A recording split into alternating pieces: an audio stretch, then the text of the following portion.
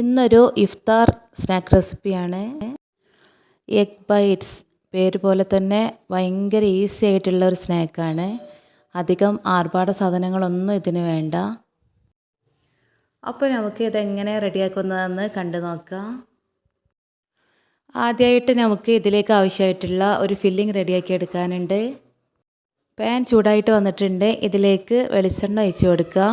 ഞാനിപ്പോൾ 1.5 table spoon അളവിൽ വെളിച്ചെണ്ണ ഒഴിച്ചിട്ടുണ്ട്. വെളിച്ചെണ്ണ കയ്യിലുണ്ടെങ്കിൽ അത് തന്നെ എടുത്തോളൂ കേട്ടോ. അപ്പോഴാണ് ഫില്ലിങ്ങിന് നല്ലൊരു ടേസ്റ്റ് കിട്ടുക. എണ്ണ ചൂടായിട്ട് വന്നിട്ടുണ്ട്. ഇനി ഇതിലേക്ക് ഇഞ്ചി വെളുത്തുള്ളി പേസ്റ്റ് ചേർത്ത് കൊടുക്കുക. ഞാനിപ്പോൾ ഒരു 6 അല്ലി വെളുത്തുള്ളിയും ഒരു ചെറിയ കഷ്ണം ഇഞ്ചി കൂടെ ചതച്ചതാണ് ചേർത്തിട്ടുള്ളത്. ഇനി ഇതിലേക്ക് കറിവേപ്പില ചേർക്കുക. കറിവേപ്പില ഞാൻ ചെറിയ കഷ്ണങ്ങളാക്കിയിട്ട് മുറിച്ചിട്ടാണ് ചേർത്തിട്ടുള്ളത്. ഇനി അവ എല്ലാം കൂടെ ഒന്ന് നന്നായിട്ട് മിക്സ് ആക്കിയിട്ട് എടുക്കുക.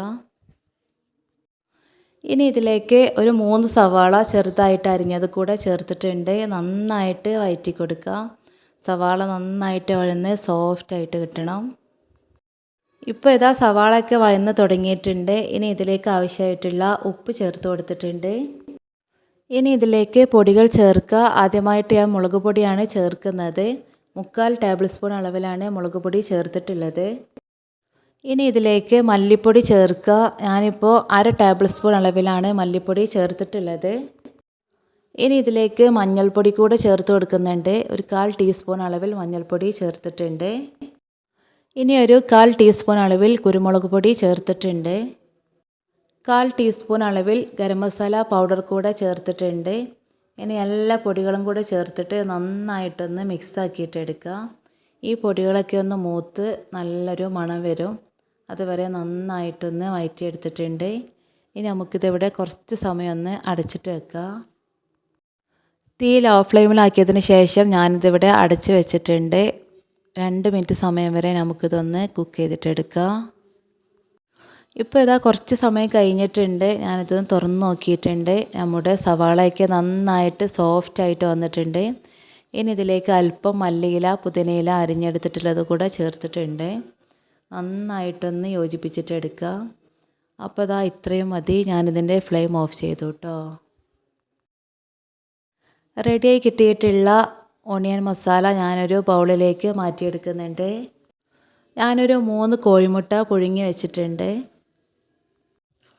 ഇനി ഓരോ കോഴിമുട്ട എടുത്തിട്ട് ഒന്ന് കടിച്ച് ചെയ്യുക. എന്നിട്ട് ഇതിൻ്റെ യെല്ലോ പാർട്ട് ഒന്ന് മാറ്റിയെടുക്കുന്നുണ്ട്. ഇതിൻ്റെ യെല്ലോ പാർട്ട് ഞാൻ വേറൊരു പാത്രത്തിലേക്ക് മാറ്റിയിട്ടുണ്ട്.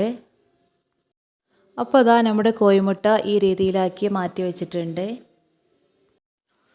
ഇനി നമുക്ക് ഈ കോഴിമുട്ട ചെറിയ ചെറിയ കഷ്ണങ്ങളാക്കിയിട്ട് ഒന്ന് മുറിച്ചിട്ട് ഈ ഉള്ളി മസാലയിലേക്ക് ഇട്ട് കൊടുക്കുക. കയ്യിൽ വെച്ചിട്ട് ചെറിയ ചെറിയ പീസാക്കിയിട്ട് ഞാനിങ്ങനെ കട്ട് ചെയ്തിട്ട് എടുക്കുന്നുണ്ട്.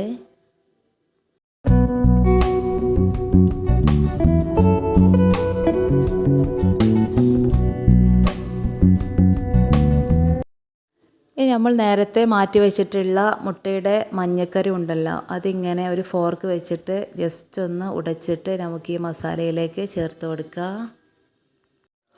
ഇപ്പോൾ ഇതാ മുട്ടയുടെ മഞ്ഞ പാട്ട് ഞാനിപ്പോൾ ചേർത്ത് കഴിഞ്ഞിട്ടുണ്ട്. ഇനി ഇതെല്ലാം കൂടെ നന്നായിട്ട് യോജിപ്പിച്ചിട്ടെടുക്കുക. ഈ ഉള്ളി മസാലയും കോഴിമുട്ടയൊക്കെ നന്നായിട്ട് യോജിച്ച് വരുന്ന പരുവത്തിൽ എല്ലാ വശത്തും നന്നായിട്ട് എത്തുന്ന രീതിയിൽ ഒന്ന് മിക്സ് ആക്കിയിട്ടെടുക്കുക. അപ്പോൾ ഇത്രയുള്ള പരിപാടി. നമ്മുടെ ഫില്ലിങ് ഇവിടെ റെഡി ആയിട്ടുണ്ട്. നല്ല ടേസ്റ്റി ആയിട്ടുള്ള ഫില്ലിങ്സാണ്. ഒരു ബൗളിൽ 2 ടേബിൾ സ്പൂൺ അളവിൽ മൈദ എടുത്തിട്ടുണ്ട്.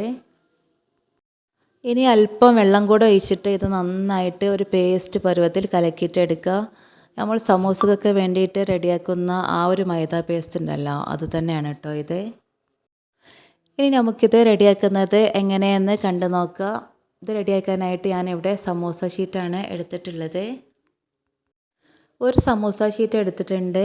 ഇനി നമുക്കിതിലേക്ക് ഫില്ലിങ് വെച്ച് കൊടുക്കുക. കുറച്ച് സ്പേസ് വിട്ടിട്ട് ഒരു 1.5 ടേബിൾ സ്പൂൺ അളവിൽ ഫില്ലിങ് വെച്ച് കൊടുത്തിട്ടുണ്ട്. ഫില്ലിങ് വെച്ച് കൊടുത്തതിന് ശേഷം നമുക്കിതൊന്ന് റോൾ ചെയ്തിട്ട് എടുക്കണം. ഈ വീഡിയോയിൽ കാണുന്നത് പോലെ നമ്മുടെ ഫില്ലിങ് പുറത്ത് വരാത്ത രീതിയിലൊന്ന് ശ്രദ്ധിച്ചിട്ട് ഇതിങ്ങനെ റോൾ ചെയ്തിട്ട് എടുക്കുക. ഇനി ഇതിൻ്റെ ഈ അറ്റം വരുന്ന ഈ ഭാഗം ഉണ്ടല്ലോ, ഇവിടെ നേരത്തെ റെഡിയാക്കി വെച്ചിട്ടുള്ള മൈദ പേസ്റ്റ് തേച്ച് കൊടുത്തിട്ട് ജസ്റ്റ് ഒന്ന് ഒട്ടിച്ച് കൊടുക്കുക, ഒന്ന് പ്രസ്സാക്കി കൊടുക്കുക. ഇനി ഇതിൻ്റെ രണ്ട് വശത്തു നിന്നും ഫില്ലിങ് ജസ്റ്റ് ഒന്ന് ഉള്ളിലേക്ക് പ്രസ്സാക്കി കൊടുക്കുക. അപ്പോൾ നമുക്ക് അവിടെ ഫില്ലിങ് അവിടെ നന്നായിട്ട് തന്നെ ഇരുന്നോളും. ഇനി രണ്ട് വശം ഒന്ന് ഒട്ടിച്ചെടുക്കണം. അതിനായിട്ട് മൈദ കയ്യിലെടുത്തിട്ട് രണ്ട് വശത്തൊന്ന് തേച്ച് കൊടുക്കുക. എന്നിട്ട് ചെറുതായിട്ടൊന്ന് പ്രസ്സാക്കി കൊടുക്കുക.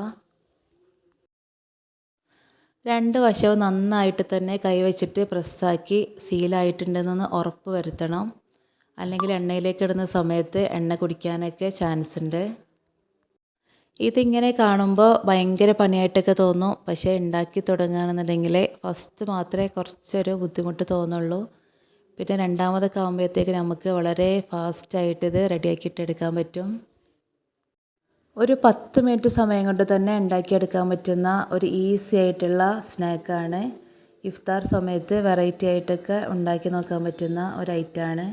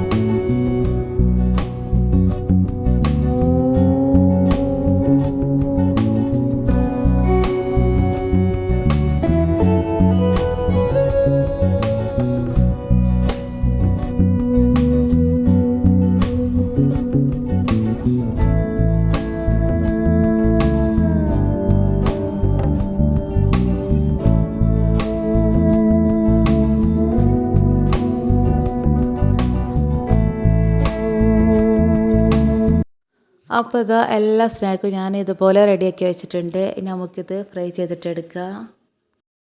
ഫ്രൈ ചെയ്യാനായിട്ട് ഓയിൽ ചൂടാക്കാനായിട്ട് വെച്ചിട്ടുണ്ട്. നന്നായിട്ട് ചൂടായി വന്നതിന് ശേഷം മാത്രം സ്നാക്ക് ഇട്ട് കൊടുക്കുക. ഈ സ്നാക്ക് ഓരോന്നായിട്ട് ഞാനിപ്പോൾ ഇട്ട് കൊടുക്കുന്നുണ്ട്. ഇത് ഫ്രൈ ആയിട്ട് വരാൻ ഒരുപാട് സമയമൊന്നും എടുക്കില്ല. വളരെ പെട്ടെന്ന് തന്നെ ഇത് റെഡി ആയിട്ട് വരും. ഇതിൻ്റെ ഒരു സൈഡായിട്ടുണ്ട്, നമുക്കിതൊന്ന് തിരിച്ചിട്ട് കൊടുക്കുക. ഇതിൻ്റെ പുറം ഭാഗം നല്ല ക്രിസ്പി ആയിട്ട് വരുന്നത് വരെ നമുക്കിതൊന്ന് ഫ്രൈ ചെയ്തിട്ടെടുക്കാം. ഇപ്പോൾ ഇതാ നമ്മുടെ സ്നാക്കൊക്കെ പാകത്തിന് ഫ്രൈ ആയിട്ട് വന്നിട്ടുണ്ട്. നമുക്കിത് ഓയിലിൽ നിന്ന് കോരി മാറ്റാം. പുറമേ നല്ല ക്രിസ്പി ആയിട്ടുള്ളതും അകമേ നല്ല ജ്യൂസി ആയിട്ടുള്ളതുമായിട്ടുള്ള ഒരു സ്നാക്ക് റെസിപ്പിയാണ്. അപ്പോൾ ഇതാ നമ്മുടെ സ്നാക്ക് ഇവിടെ അടിപൊളിയായിട്ട് റെഡി ആയിട്ട് വന്നിട്ടുണ്ട്. ഇന്നത്തെ റെസിപ്പി നിങ്ങൾക്ക് എല്ലാവർക്കും ഇഷ്ടമായിട്ടുണ്ടാവുമെന്ന് കരുതുന്നു. നിങ്ങളുടെ ഫീഡ്ബാക്ക് കമൻ്റായിട്ട് അറിയിക്കണേ. നിങ്ങൾക്ക് ഈ വീഡിയോ ഇഷ്ടമായ ലൈക്ക് ചെയ്യുക, ഷെയർ ചെയ്യുക, സബ്സ്ക്രൈബ്